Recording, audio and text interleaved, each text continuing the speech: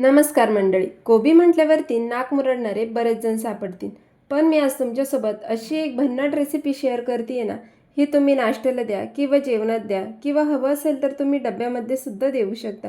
अजिबात यापुढे कोबीला कोणी नाहीच म्हणू शकणार नाही. हा पदार्थ बनवायला तर खूप सोपा आहे, त्याचबरोबर झटपटही तयार होतो. कोबीमध्ये असणारे संपूर्ण गुणधर्म आपल्याला मिळतात. यामुळे पटकन रेसिपीला सुरुवात करूया. त्यासाठी इथे मी खलबत्ता घेतलाय. त्यामध्ये आपल्याला मिरच्या आणि इतर संपूर्ण साहित्य ठेचून घ्यायचे. इथे मी खलबत्त्यामध्ये सगळे साहित्य ठेचून घेते, पण जर तुम्हाला मिक्सरमध्ये बारीक करून घ्यायचं असेल ना तरीसुद्धा तुम्ही घेऊ शकता. तर इथे मी 4 ते 5 हिरव्या मिरच्या घेतल्यात. मिरच्यांचं प्रमाण म्हणजेच तिखटाचं प्रमाण तुम्ही तुमच्या आवडीनुसार कमी जास्त ठेवू शकता. मिरच्यांसोबत इथे मी 8 ते 9 पाकळ्या लसूण घेतलाय. यासोबतच 1 इंच आल्याचा तुकडा सुद्धा घेतलाय आणि यामध्ये आवर्जून घालायचे ते धने किंवा धन्याची पावडर तुम्ही यामध्ये नंतर वापरली तरी सुद्धा चालू शकते. एक छोटा अर्धा चमचे जिरे आणि सर्व साहित्य आपल्याला बारीक ठेचून घ्यायचे. मस्त असा आपला ठेचा तयार झालेला आहे. तयार ठेचा मी थोडा बाजूला ठेवते आणि लगेच आपण पुढील कृती करून घेऊया. इथे मी कोबीचा गड्डा घेतलाय. साधारण हा 300 ते 350 ग्रॅम आहे. हा कोबी आपल्याला सर्वात अगोदर चिरवून घ्यायचा आहे. याआधीच मी हा स्वच्छ धुवून घेतलेला आहे. कोबी चिरल्यानंतर पुन्हा हा धुवायचा नाही, कारण यामध्ये असलेले संपूर्ण गुणधर्म निघून जातात. त्यासाठी आधीच कोबीच्या वरचे एखादे 2 लेयर काढून घ्यायचे. त्यानंतर कोबी स्वच्छ असा धुवून घ्यायचा आहे. आता कोबी आपल्याला अतिशय बारीक असा चिरून घ्यायचा आहे. त्यासाठी याचे मी 4 भाग करून घेतलेत. तर इथे कोबीचे 4 भाग करून घेतलेले आहेत. हा कोबी चिरून घेणं खरंच खूप मोठा टास्क असतो. व्यवस्थित हा पकडताही येत नाही आणि हवा तसा एकसारखा चिरताही येत नाही. आपल्या प्रत्येकाच्याच घरामध्ये हा बटाट्याचा चिप्स बनवायचा स्लायसर असतो. तर या स्लायसरनेच हा कोबी किसून घ्यायचा आहे, स्लाइस करून घ्यायचा आहे. म्हणजे असा एकसारखा तो स्लाइस होतो. तुम्ही इथे बघा, एकसारखे याचे काप पडतात. मोजून 2 ते 3 मिनिटामध्ये छान असा कोबी चिरून सुद्धा होतो. तुम्ही इथे बघू शकता, एकसारखे याचे स्लाइस झालेत. नेहमीच्या भाजीसाठी सुद्धा ही ट्रिक तुम्ही नक्की वापरू शकता. तर याच पद्धतीने संपूर्ण कोबी मी इथे किसून घेतलेला आहे. तुम्ही इथे बघू शकता, एकसारखा हा किसून झालाय. मला जसा हवा होता पातळ कापलेला तसाच हा झाला आहे. किंवा याऐवजी तुम्ही जाड किसणीने सुद्धा कोबी किसून घेऊ शकता. पण प्रॉब्लेम कुठे येतो माहीत आहे का? जेव्हा तुम्ही कोबी किसून घेता तेव्हा कोबीमध्ये असते भरपूर मॉइश्चर, म्हणजेच भरपूर पाणी असल्यामुळे कोबी ते पाणी रिलीज करत असते आणि आपल्याला हेच नको आहे. म्हणूनच एकतर तुम्ही हा पातळ असा कोबी चिरून घ्या, नाहीतर मग या पद्धतीने स्लायसरने तुम्ही याचे काप करून घेऊ शकता. कोबी किसून झाला आहे. आता यामध्ये इतर साहित्य घालूया. एक मोठी वाटी कोथिंबीर घेतली आहे, बारीक चिरून घ्यायची. जितकी जास्त कोथिंबीर घालाल तितकंच हे अजून जास्त चविष्ट लागेल. आता यामध्ये आपण घालूया 1 चमचाभर हातावर चोळून ओवा. यामध्येच घालूया 1 चमचा हळद आणि 1 चमचाभर लाल मिरची पावडर देखील घेतलेली आहे. तुम्ही तुमच्या आवडीनुसार मिरचीचं प्रमाण कमी जास्त ठरवू शकता. चवीनुसार मीठ आणि तयार केलेला मिरचीचा ठेचा. मस्त असा खुसखुशीतपणा यावा यासाठी घालते 1 चमचाभर तेल. सगळं साहित्य आधी हाताने व्यवस्थित असं मिक्स करून घ्यायचं. तर इथे संपूर्ण साहित्य चांगलं असं एकजीव करून झाले. आता इथे आपण यामध्ये मीठ घातलं आहे, त्यामुळे काय होईल, कोबी लगेचच पाणी रिलीज करेल. त्यासाठी खूप वेळ न ठेवता यामध्ये पीठ घालायचं आहे. तर सगळ्यात आधी इथे मी घालते अर्धा कप भरून ज्वारीचं पीठ आणि अर्धा कप तांदळाचं पीठ. आता ही घातलेली पिठे कोबीमध्ये मिक्स करून घेऊया आणि लागलंच तर आपण यामध्ये बेसन पीठ वाढवणार आहोत. इथे आपल्याला अजिबात पाण्याचा वापर करायचा नाही. जितकं कमी तुम्ही इथे पाण्याचा वापर कराल ना, तितकाच हा पदार्थ अतिशय खुसखुशीत असा तयार होतो.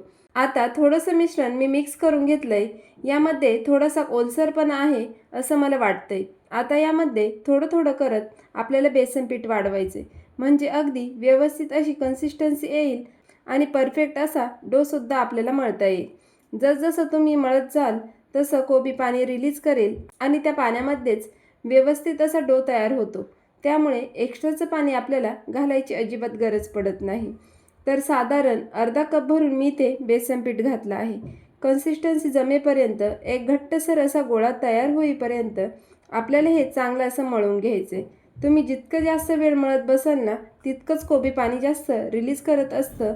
त्यामुळे हे मिश्रण आहे ना, ते आणखीनच जास्त सैलसर होऊ शकतं.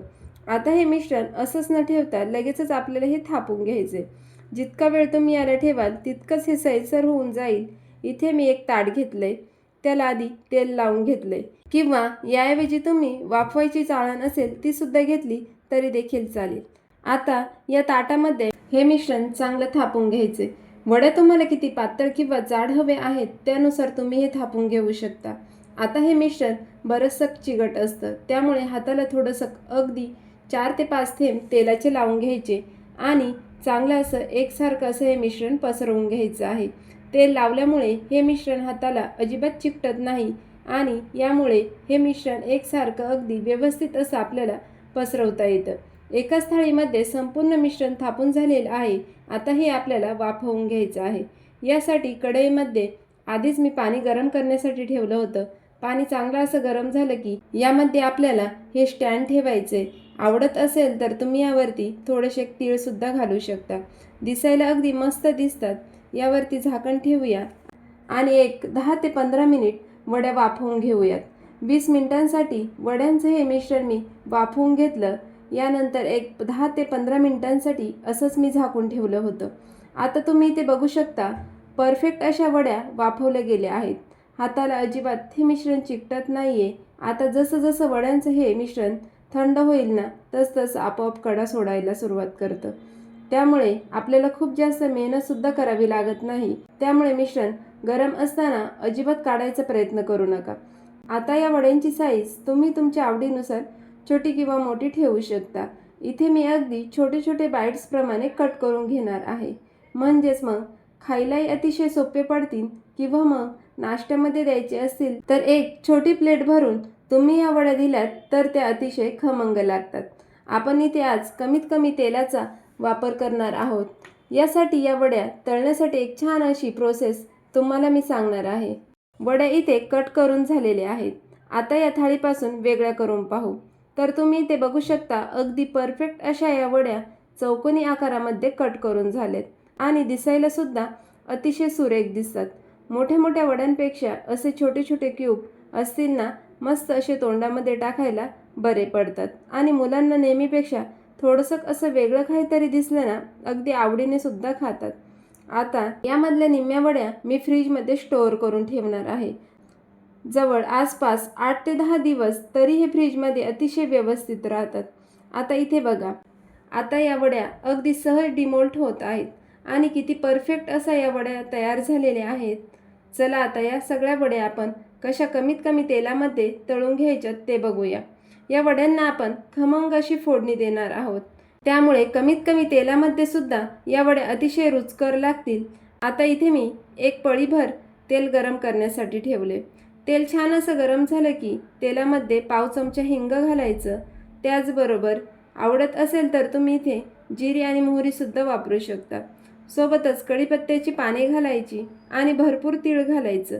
साधारण एक मोठा चमचा भरून इथे मी तीळ घातला आहे. फोडणीमध्ये हे तीळ छान असे कुरकुरीत होतात, त्यामुळे चवीला भन्नाट लागतात.